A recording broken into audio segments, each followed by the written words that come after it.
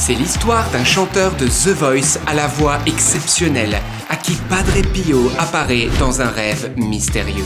Si tu ne crois pas en Dieu, regarde cette vidéo, elle est pour toi.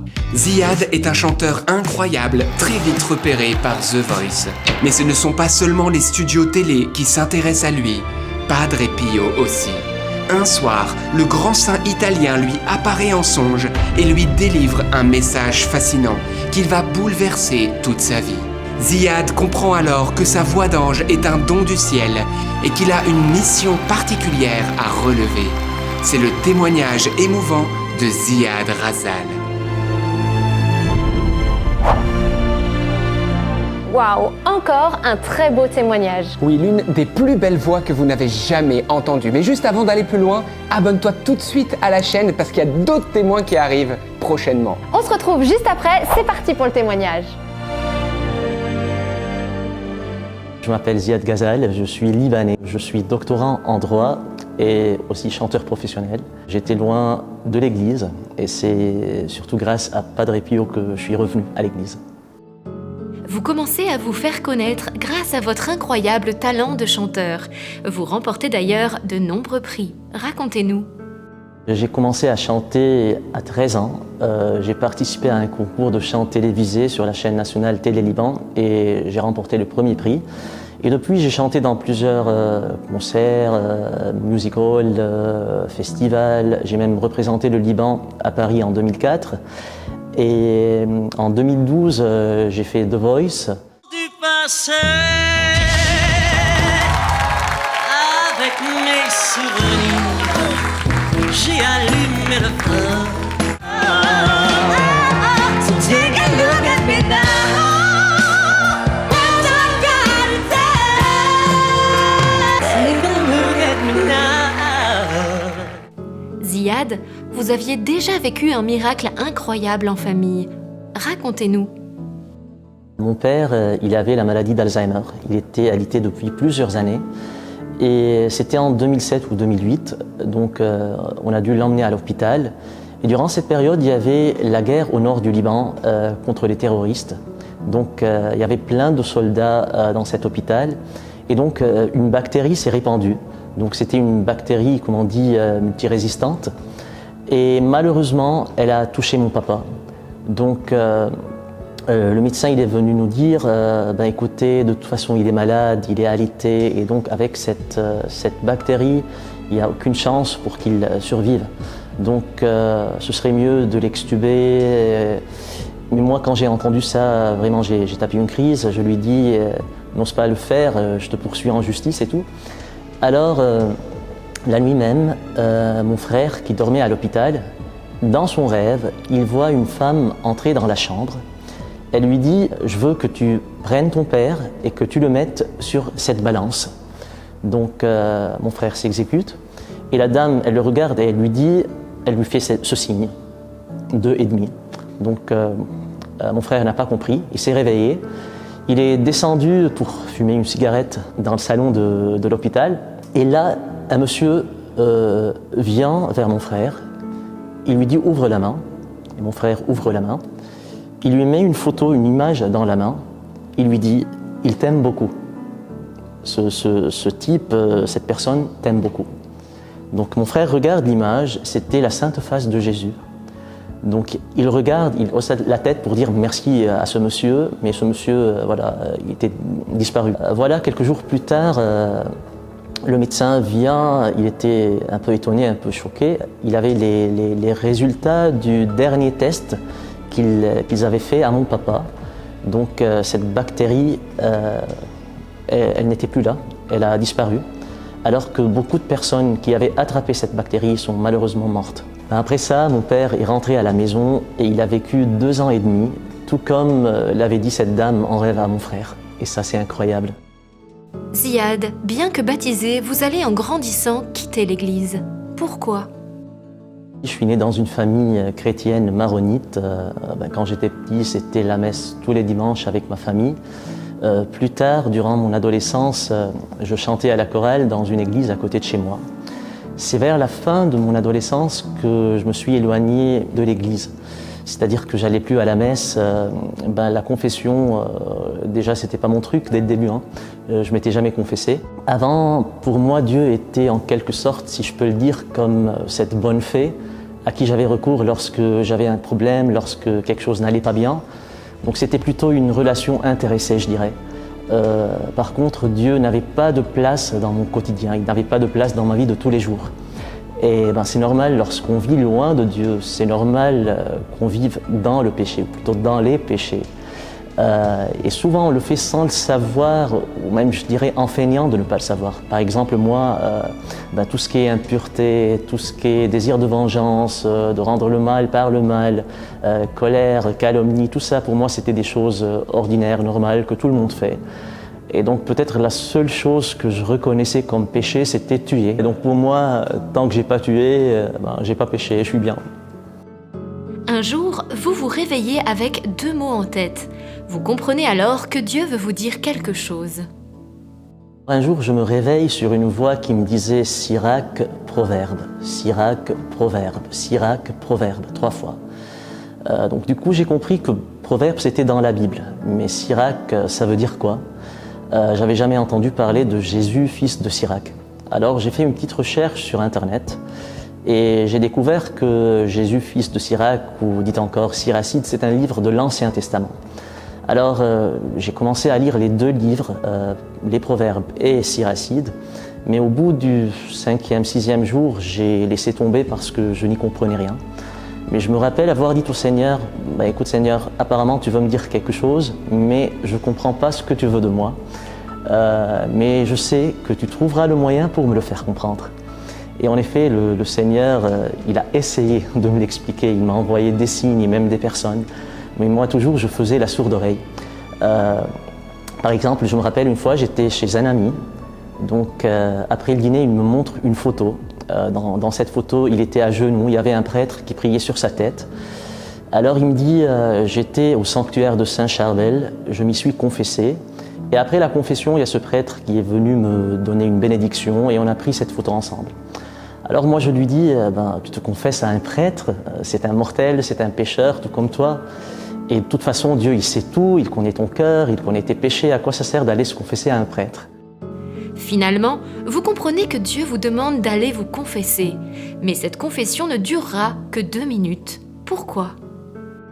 En 2018, j'étais en train de scroller sur Facebook et là je tombe sur un article sur la page d'un prêtre maronite qui parlait de la confession. Donc quand j'ai lu confession, j'ai eu la curiosité de savoir de quoi il s'agit.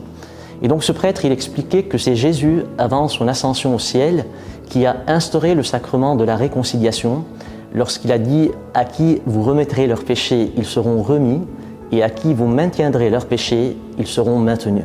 C'est vrai que c'est Jésus qui a instauré ce sacrement, mais les racines de la confession se trouvent dans l'Ancien Testament, et précisément dans les 2 livres des Proverbes et de Siracide. Donc déjà, moi, lorsque j'ai lu Siracide et Proverbes, donc c'était un peu le choc. Et puis, comme il précisait les versets que je vais vous lire, Siracide 4, 26, « N'aie pas honte de confesser tes péchés, ne lutte pas contre le courant du fleuve. » Et Proverbes 28, 13, « Qui cache ses fautes ne réussira pas, qui les avoue et s'en détourne obtiendra miséricorde. » Voilà donc... Lorsque j'ai lu ces 2 versets, j'ai directement compris ce que le Seigneur voulait de moi. Il voulait que je me confesse. Alors je lui ai dit, « Ok Seigneur, tu veux que je me confesse ? Je le ferai pour toi. » Alors quelques jours plus tard, je suis allé me confesser. Mais même à ce stade, même le jour même de la confession, je n'avais aucune volonté, aucune intention de changer quoi que ce soit à ma vie, aucune volonté de quitter mes péchés, mes mauvaises habitudes, aucun désir de prier, d'aller à la messe, de me confesser autre que cette fois-là. Donc rien du tout.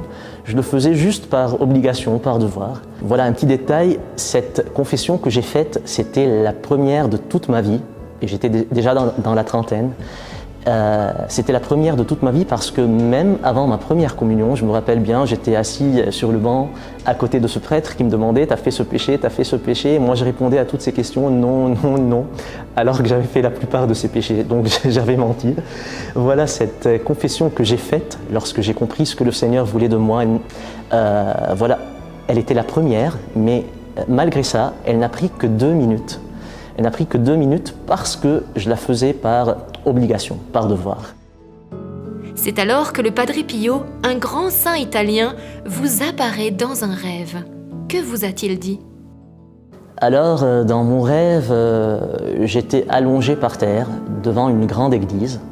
Je recevais des coups de fouet sur le dos. Je pouvais sentir le fouet qui touchait mon dos, mais je ne ressentais aucune douleur. Et quelque chose me dit, cette douleur, tu ne la ressens pas parce que c'est Jésus qui l'a soufferte à ta place. Mais ce qui me dérangeait le plus, c'est la poussière qui collait sur ma langue. Vraiment, je me sentais humilié.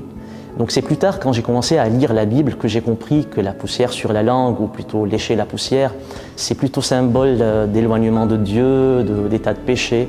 Et puis d'un coup, je vois une main qui m'était tendue. Je hausse la tête, c'était Padre Pio. Il me relève et de sa main, il me montre un autobus, un autocar qui était garé à côté de cette église. Et il me dit « Va m'attendre là-bas, je viens te confesser.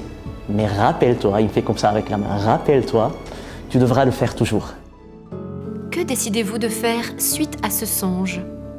Après ce rêve, j'ai décidé de faire une réelle confession avec le cœur, donc une bonne confession. Et vraiment, j'ai fait un bon examen de conscience.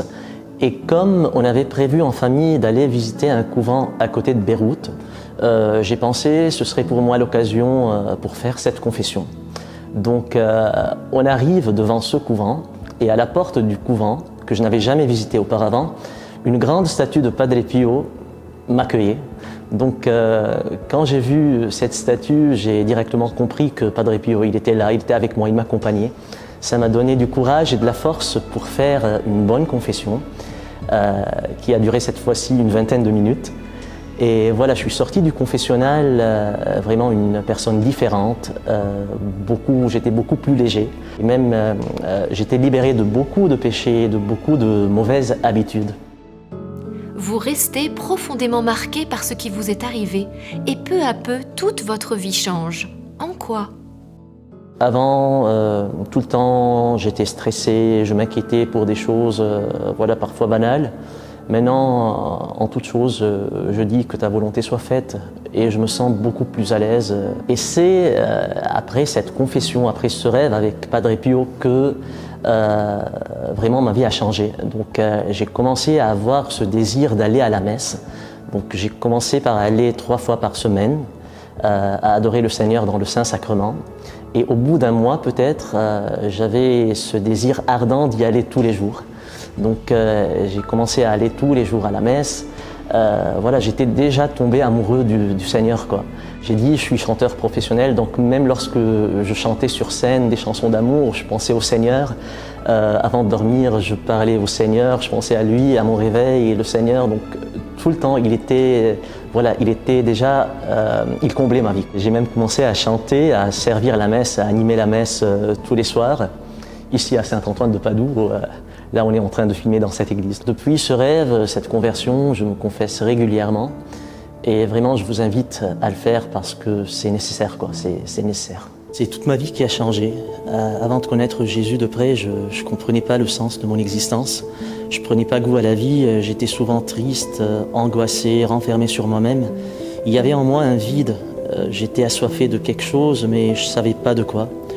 Je ne savais pas que c'était l'amour avec un grand A. C'était Jésus. Mais le jour où je lui ai permis d'entrer dans ma vie a pris tout son sens. En pratique, ce qui a changé, c'est la paix dans mon cœur. Parce que je sais que celui qui contrôle tout est le même qui est mort sur la croix par amour pour moi. Mais encore la joie, cette joie intérieure et profonde. Ce qui a changé aussi, c'est mon regard sur moi-même, parce qu'aujourd'hui, je sais que je suis aimé, que j'ai de la valeur. Non pas aux yeux des gens, parce qu'on ne peut pas plaire à tout le monde, mais aux yeux de Dieu, malgré mes faiblesses, mes chutes, mes imperfections. J'ai compris qu'aucune personne sur cette terre n'existe par hasard. Si nous sommes là, c'est parce qu'il nous a aimés dès avant notre conception, dès avant notre naissance. Il nous a voulu, il nous a créés. Et aujourd'hui, il veut nous sauver pour que nous vivions éternellement avec lui. Avant ma conversion, j'avais rien. Maintenant, j'ai tout. Par la suite, vous allez avoir d'autres songes de Jésus ou de Marie. Parlez-nous-en. J'ai eu la grâce d'avoir plusieurs rêves où j'ai vu la Vierge Marie, Saint Charbel, Jésus. Par exemple, je me rappelle d'un rêve où j'ai vu la Vierge Marie. Elle était en train de préparer un déjeuner, un repas. Et quand je me suis réveillé, j'ai découvert que ce jour-là, c'était la fête de l'Annonciation. Donc voilà, ces rêves aussi m'ont donné du courage dans mon cheminement, parce que je sentais vraiment que Jésus, la Vierge Marie, les saints, ils m'accompagnaient. Et je me sentais vraiment protégé, vraiment aimé. Désormais, vous commencez à chanter tous les dimanches à la messe.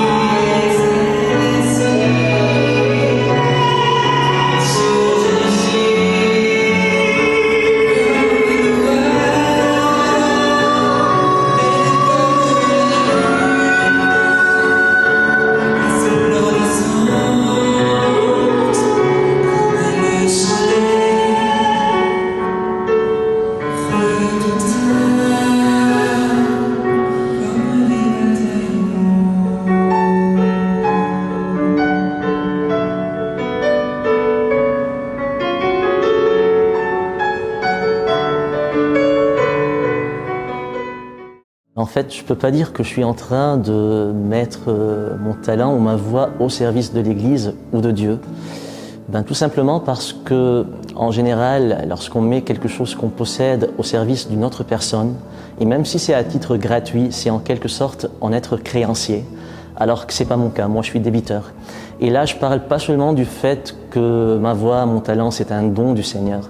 Non, je parle du point de vue que quand je viens à la messe, quand je chante à la messe, je me sens tellement aimé, tellement plongé dans l'amour, dans la tendresse du Seigneur, que c'est pas moi qui sers, mais c'est moi qui suis servi. C'est pas moi qui donne, mais c'est moi qui reçois. Selon vous, est-ce que la confession est nécessaire pour tous ?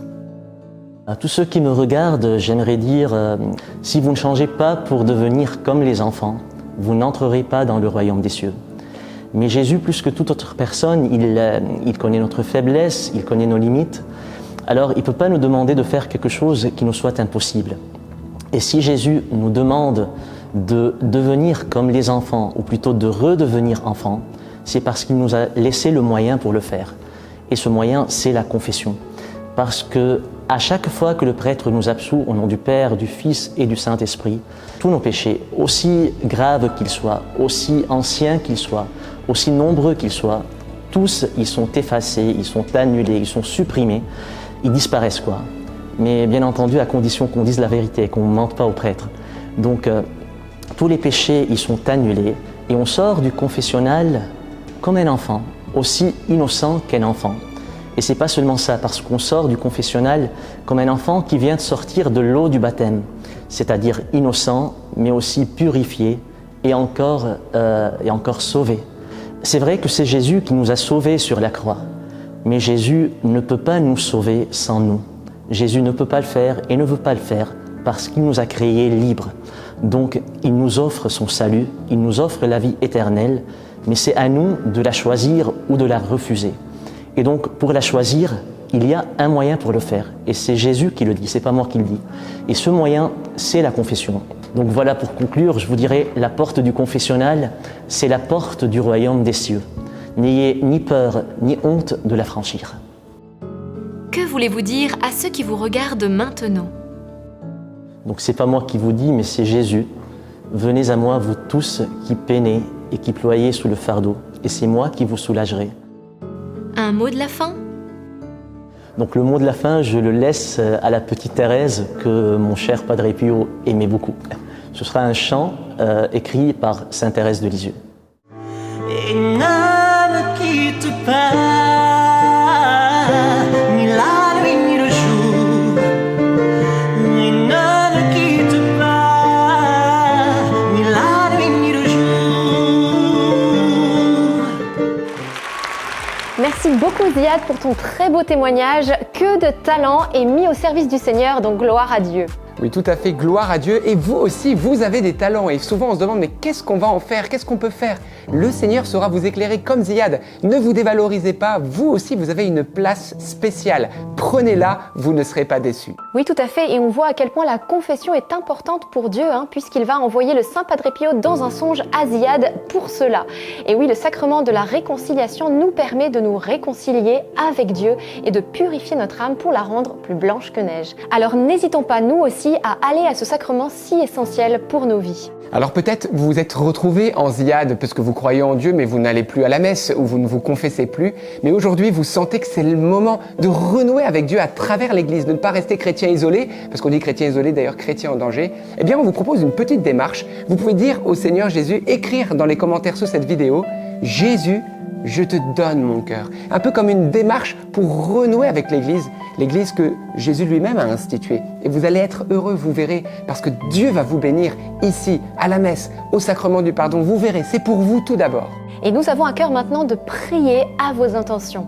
Seigneur Jésus, nous te demandons maintenant d'aider chaque personne qui regarde cette émission à déployer ses charismes, à les mettre à ton service.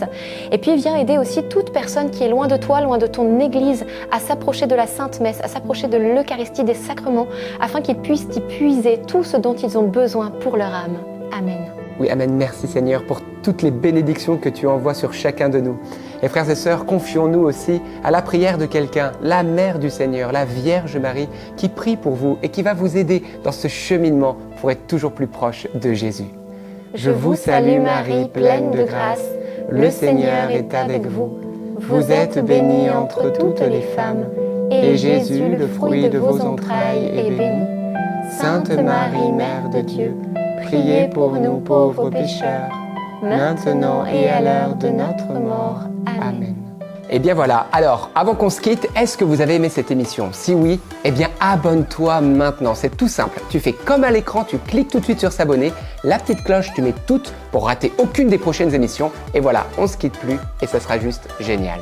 N'oubliez pas également bien sûr de liker cette émission pour permettre à YouTube de la diffuser davantage. Et vous aussi, partagez cette émission sur vos réseaux sociaux personnels. WhatsApp, Telegram, Facebook, Instagram, Twitter, vous savez, vous prenez le lien, vous diffusez, ça va toucher énormément de cœurs et c'est aussi un rôle que vous avez à jouer. On se retrouve lundi dans 15 jours et d'ici là, n'oublie pas que rien n'est impossible. Adieu, à bientôt. Moi si j'avais commis tous les crimes possibles, je garderais toujours la même confiance. Car je sais bien que cette multitude d'offenses n'est qu'une goutte d'eau dans un brasier ardent. Oui, j'ai besoin d'un cœur tout brûlant de tendresse, qui reste mon appui et sans aucun retour, qui aime tout en moi et même ma faiblesse, et ne me quitte pas, ni la nuit ni le jour, et ne me quitte pas, ni la nuit ni le jour.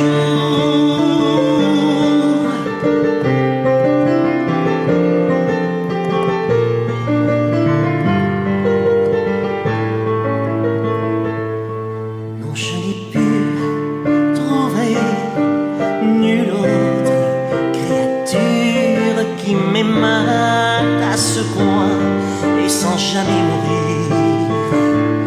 Car il me faut un Dieu qui prenne ma nature, qui devienne mon frère et qui puisse souffrir. Je ne sais que trop bien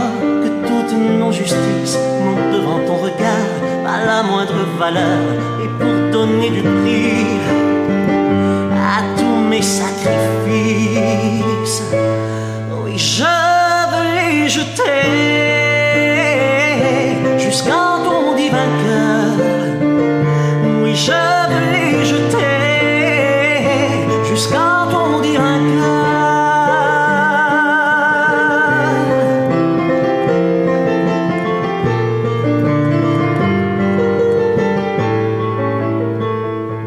dont tu n'as pas trouvé, créature sans tâche, au milieu des éclairs, tu nous donnes ta loi, et dans ton cœur sacré, oh Jésus, je me cache.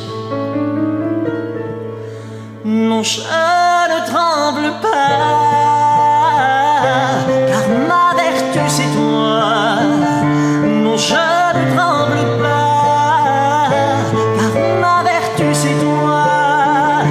Et ne me quitte pas, ni la nuit ni le jour. Et ne me quitte pas, ni la nuit ni le jour.